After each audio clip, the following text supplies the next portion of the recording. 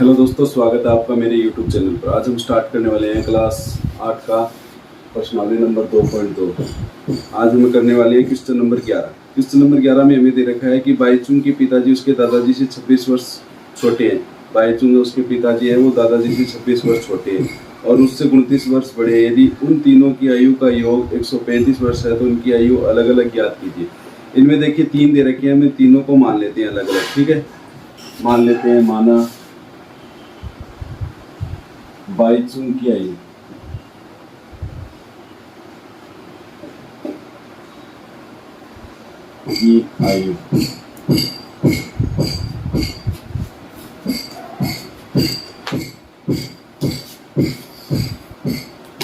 बाईचुंग की आयु हमने मान ली x वर्ष है। उसके पिताजी की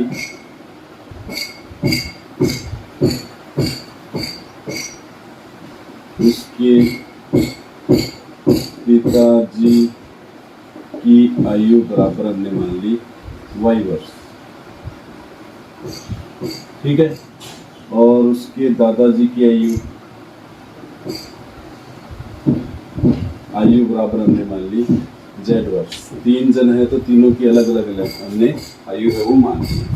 अब देखिए प्रश्न में हमें दे रखा है कि बाईचुंग के पिताजी उसके दादाजी से 26 वर्ष छोटे हैं। बाईचुंग के पिताजी प्रश्नानुसार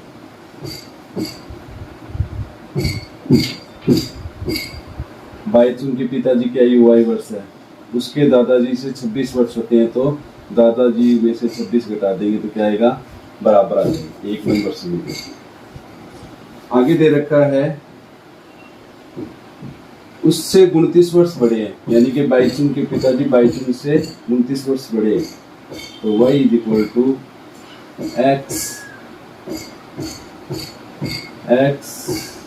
प्लस 29, समीकरण नंबर। ठीक है, y का ये मान है। अब हमें दे रखा है कि तीनों की आयु का योग 135 है। तीनों की आयु का योग 135 है, तो x plus y plus z बराबर 129 135 है, सॉरी 135। ठीक है, x का मान रख लेते हैं सीधा सा, y का मान x वाला रख देंगे। ये काम में ले लें, सारा x में बना लेते हैं समीकरण। तो x प्लस y के स्थान पर हम रख देते हैं x प्लस 29 प्लस, देखिए z के स्थान पर भी हमें क्या लाना है, x लाना है। तो हम क्या करेंगे, समीकरण 1 और 2 में जो है ना वो दोनों y के बराबर है, तो हम क्या कर लेते हैं, दोनों को बराबर रख देते हैं। दिस इंप्लाइज z माइनस 26 बराबर x प्लस 29, क्योंकि दोनों y के बराबर है तो दोनों के बराबर होंगे। यहाँ से हम z का मान ज्ञात कर लेते हैं, तो z is equal to x plus 29, ये 26 इस साइड में आएंगे तो प्लस के हो जाएंगे, प्लस के 26, यानी कि z इज इक्वल टू आ जाएगा x प्लस 55, समीकरण नंबर 3। ठीक है, x का मान समीकरण 3 से रखते हैं। x plus 55 is equal to 135। ठीक है, यहाँ पर हमने देखिए ये मान रखा है समीकरण 2 से, ये 3 से, तो समीकरण 2 व 3 से y व z के मान रखना। ठीक है, ये हमने 2 और 3 से मान रखे। ठीक है, x 3x हो गए, 29 और 55, ये हो गए 30 80 84 बराबर में 135।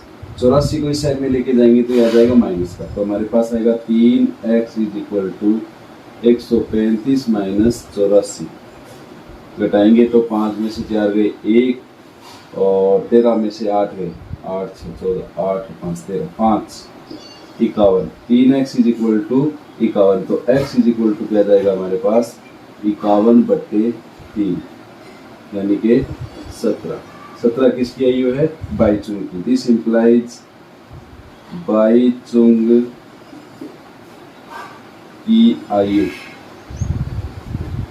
बराबर 17 वर्ष। बाईचुंग की आयु कितनी होगी?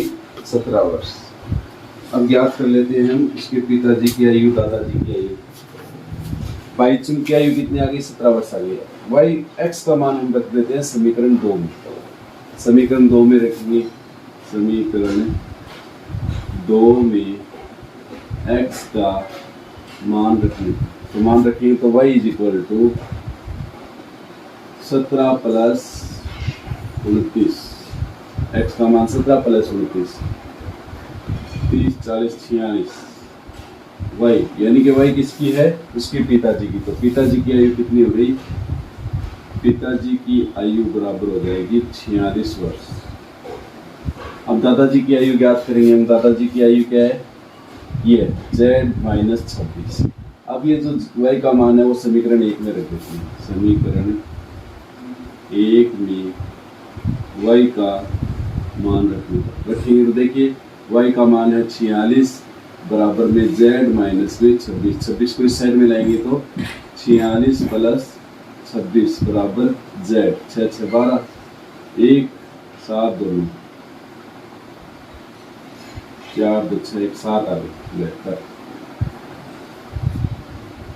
72। यानी कि z यानी कि दादाजी बराबर हो गए 72 वर्ष।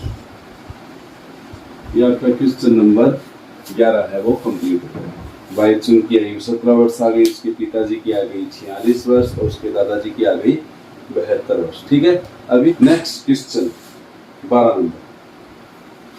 15 वर्ष बाद हमारा क्या है? 12 नंबर में हमें दे रखा है कि 15 वर्ष बाद रवि की आयु उसकी वर्तमान आयु से 4 गुनी हो जाएगी। रवि की वर्तमान आयु क्या है? मान लेते हैं, माना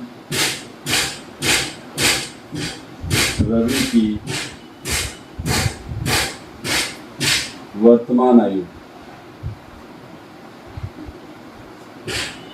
बराबर 15, सॉरी वाई एक्स मान लेते हैं, एक्स वर्ष। ठीक है। रवि की वर्तमान आयु अभी मान ली है एक्स वर्ष। अब कह रखा है कि 15 वर्ष बाद, 15 वर्ष बाद तो 15 वर्ष बाद आज देखिए रवि की आयु x वर्ष है। मान लीजिए किसी की आयु आज 10 वर्ष है तो 15 वर्ष बाद उसकी आयु कितनी हो जाएगी? 10 प्लस 15 यानी कि 25। ठीक उसी प्रकार से आज इसकी x वर्ष है तो 15 वर्ष बाद कितनी हो जाएगी? रवि की आयु हो जाएगी x प्लस 15 वर्ष। ठीक है। कह रखा है कि 15 वर्ष बाद रवि की आयु उसकी वर्तमान आयु से 4 गुनी हो जाएगी। 15 वर्ष बाद रवि की आयु उसकी वर्तमान आयु की 4 गुनी हो जाएगी। वर्तमान आयु x है, इसका 4 गुना क्या जाएगा? 4x। x को इस साइड में लेके जाएंगे तो 15 is equal to 4x minus x बराबर में 3x। इस साइड में 15, 3 को इस साइड में लाएंगे तो गुणा में भाग में जाएगा 15/3 यानी कि x का मान कितना आ जाएगा? 5। यानी कि x बराबर 5 वर्ष। x क्या है? रवि की आयु। तो रवि की आयु क्या हो जाएगी? रवि की आयु बराबर हो जाएगी 5 वर्ष। ये आपका क्वेश्चन नंबर 12 है वो कंप्लीट हो गया। नेक्स्ट क्वेश्चन है हमारा 13 नंबर। एक प्रीमिय संख्या को 5/2 से गुणा कर 2/3 जोड़ने पर -7/15 12 प्राप्त होता है। वह संख्या क्या है? एक प्रीमिय संख्या को मान लेते हैं, वह प्रीमिय संख्या है x/y या x मान लेते हैं। 13 नंबर साइड में करता हूँ मैं। माना वह है प्रीमिय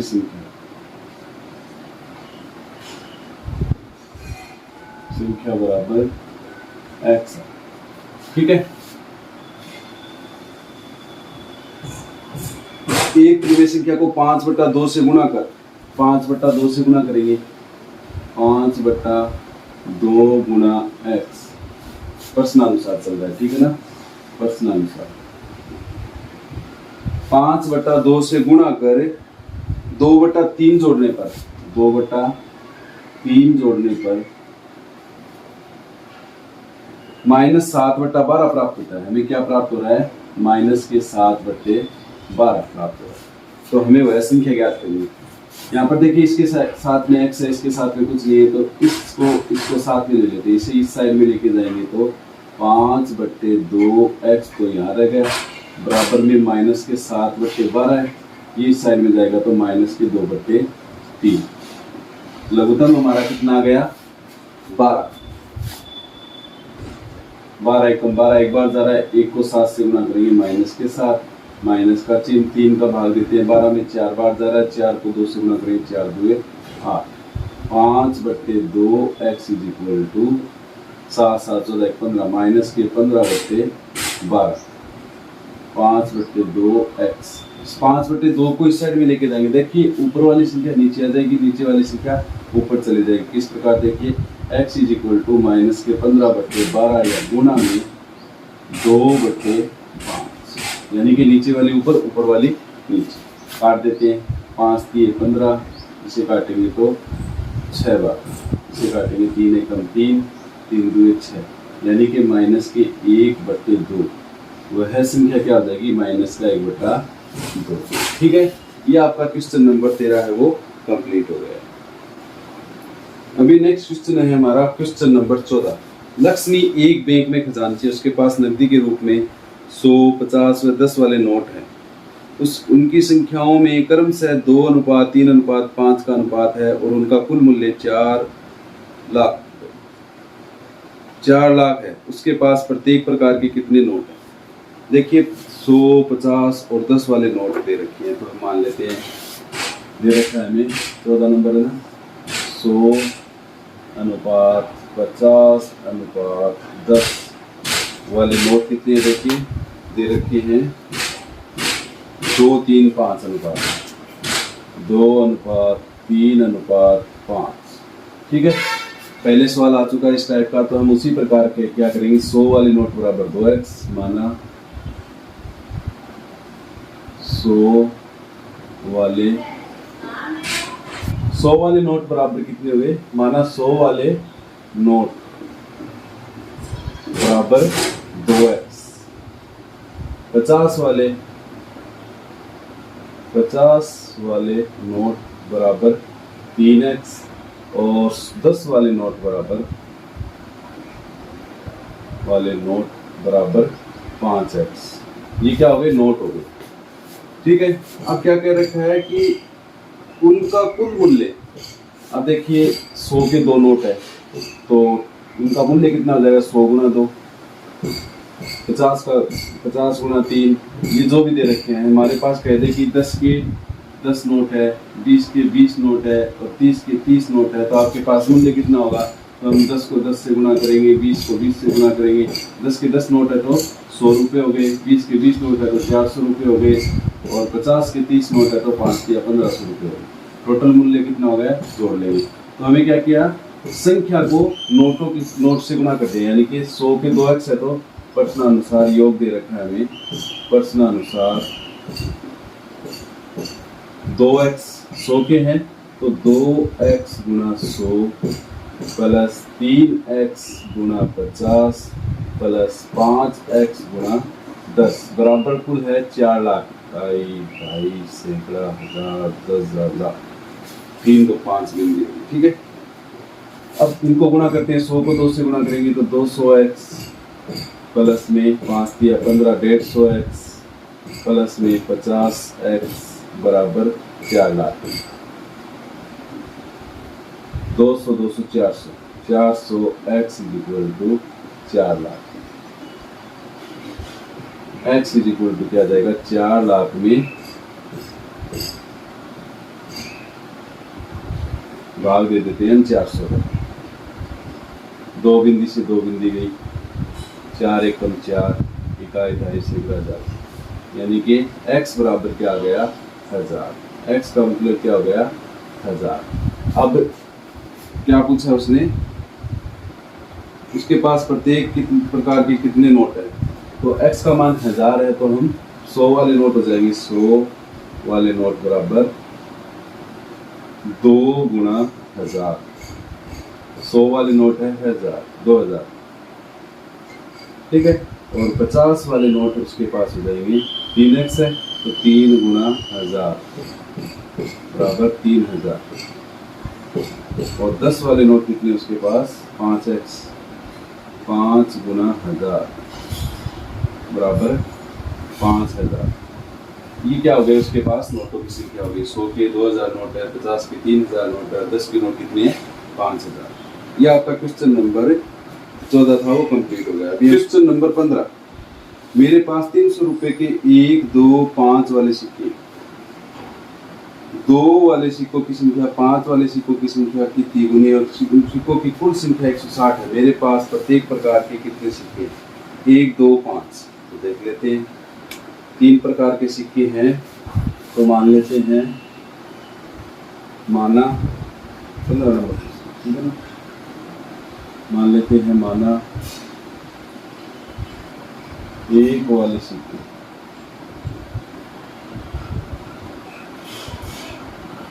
बराबर है x, और 5 वाले 2 वाले 5 वाले 2, 5 2 वाले सिक्के बराबर मान लेते हैं y, और 5 वाले सिक्के बराबर मान लेते हैं z। ठीक है। क्या कह रखा है इसने, मेरे पास 300 रुपए के, तो 300 रुपये मतलब 1 को x से गुणा करेंगे तो प्रश्नानुसार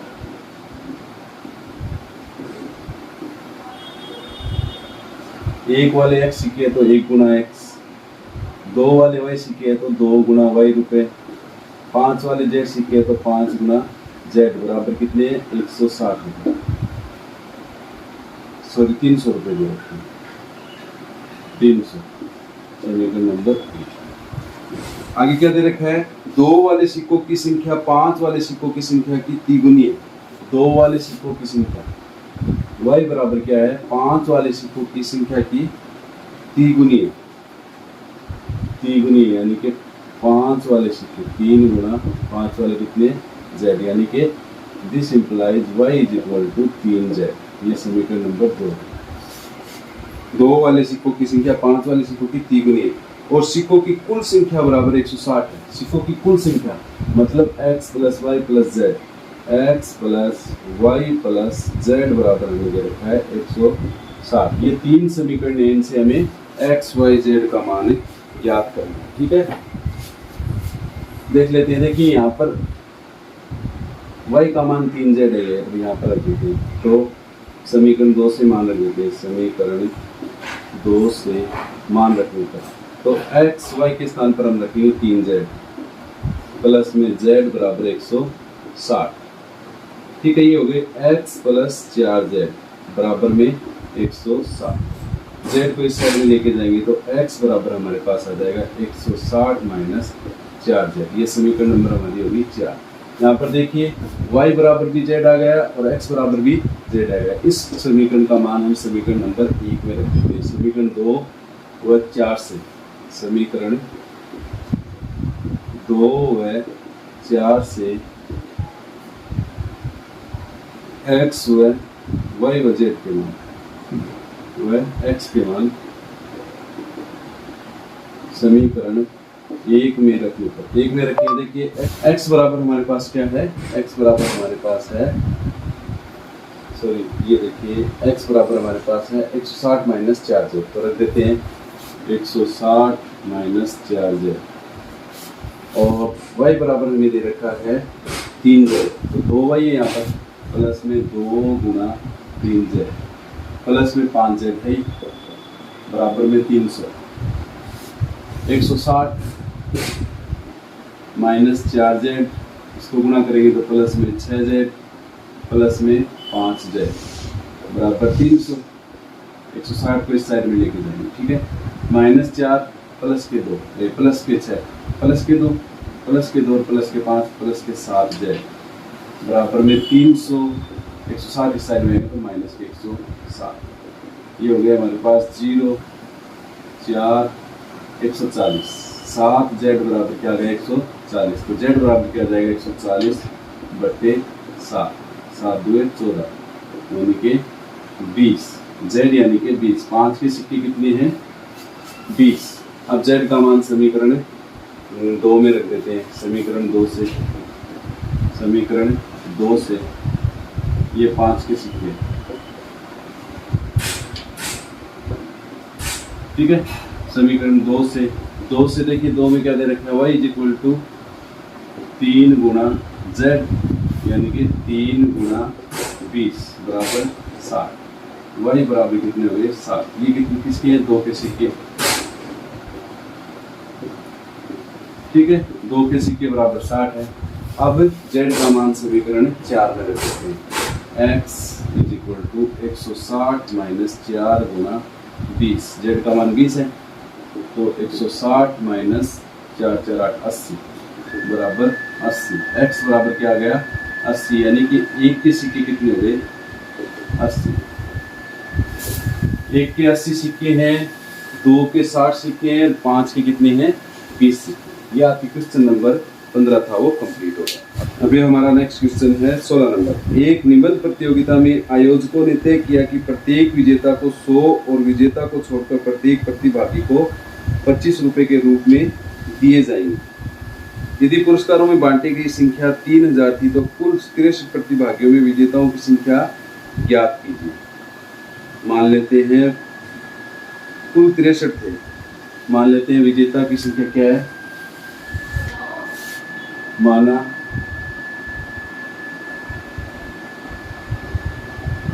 विजेता बराबर x है, विजेता क्या है x है। तब हारने वाले क्या हो गए, कुल 63 है, 63 में से विजेता घटा देंगे तो 63 माइनस x, ठीक है। हारने वाले हो गए 63। अब कह रहे हैं कि प्रत्येक विजेता को 100 और विजेता को छोड़कर प्रत्येक प्रतिभागी को 25 रुपए। प्रत्येक विजेता को 100, तो 100 x है तो 100 तो टोटल कितना हो जाएगा,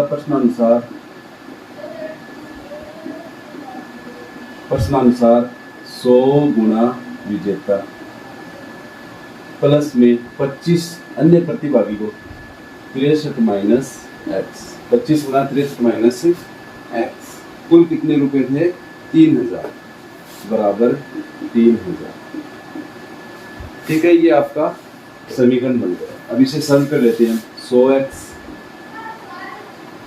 प्लस में 25 को 63 से गुणा करेंगे, 25 किया 75, 7 25 चक्कू 100 25 का 150, 150 और 7 157 माइनस में 25x बराबर 3000। इसे साइड में लेके चले जाते हैं, ये घटा दे इससे, 100 में से 25 गए 75x, ये हो गया 3000 माइनस 1575 1425, ठीक है। 3000 में से 1575 घटाएंगे तो 1425, ठीक है। 75x बराबर हमारे पास ये आ गया। यहाँ से x बराबर कितना आ जाएगा 1425 बटे 75। अब देखिए 75 का पूरा भाग तो आता नहीं, तो 25 से काट देते हैं, 25 दिए 75, 25 5 125, 25 5 125, 25 26 23 28 142 में 125 घटा देते हैं तो 7 17 5 25 7 150, 25 7 175, 57 बट्टे 3 19 30 57, तो x बराबर कितने आ गए 19। तो विजेताओं की संख्या कितनी थी 19, तो जीतने वाले कितने हैं 19, ठीक है। ये आपका क्वेश्चन नंबर 16 था, वो कंप्लीट हो गया। और आपकी जो 2.2 प्रश्नावली है वो भी कंप्लीट हो गया। आशा करता हूँ कि आपको ये प्रश्नावली है वो समझ में आई। Thank you very much for watching this video. Thank you.